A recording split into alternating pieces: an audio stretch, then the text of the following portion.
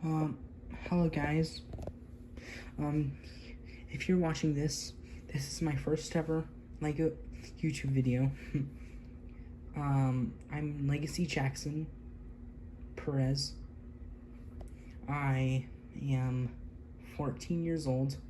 I have started a LEGO collection, and I like it. I like LEGOs a lot. Actually, let me pause. Okay. Sorry that I just paused a long time. I just was fixing a couple things. Anyways,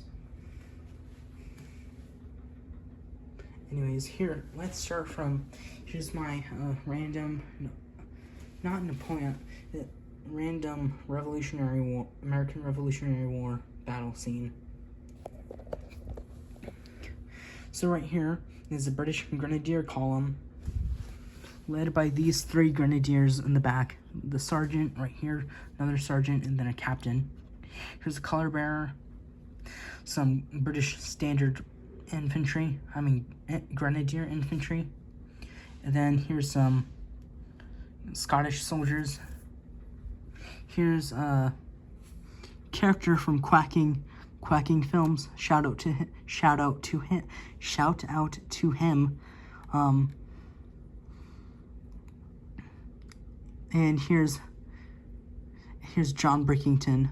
I know in his film, John Brickington, as he was originally called, is from Quacking Films. So I just shouted out to him to, give him credit for the character. But anyways, in this timeline, he fought in the Caribbean during the 7 Years' War. Like in this LEGO universe that I made. He fought in the 7 Years' War in the Caribbean. So then he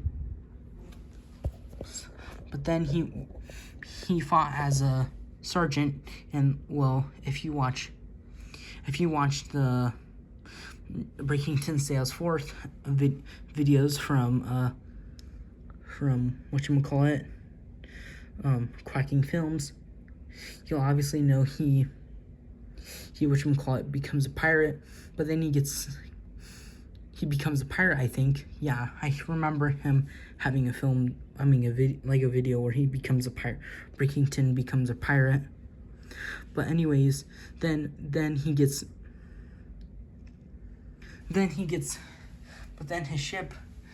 pirate ship he was on gets raided by British soldiers.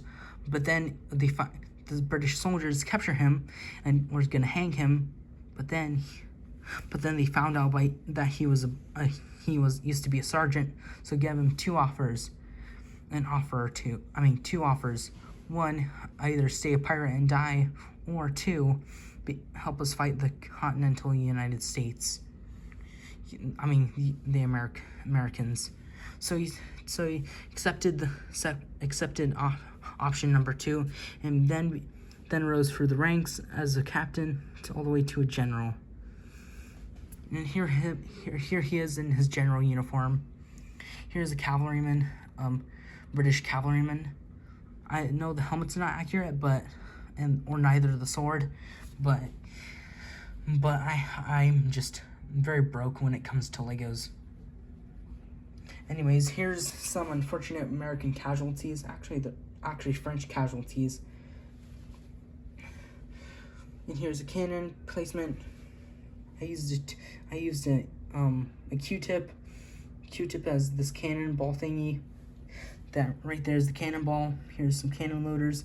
Here's some American militiamen charging at the Scottish soldiers. Here's some Morgan's riflemen with their captain leading them. Here's some continental soldiers coming from the north. Here's some French soldiers standing at attention. Here's some American cavalry.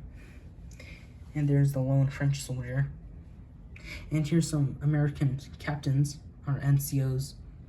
And, oh, that's, guys, wrong place. Ta-da. Anyways. And also here's a line of American soldiers. And here's a little forest area that's also a moat. Here's like a little trench thingy, and here's a bunch of, you're not supposed to like, you're supposed to like climb it, but these are not supposed to like impale you or anything. They're just things to help to block your way from getting to the enemy. So basically these are just these are just sticks and other stuff. They're not meant to, like I said, not meant to impale you or kill you. They're just meant to stop you from moving any further.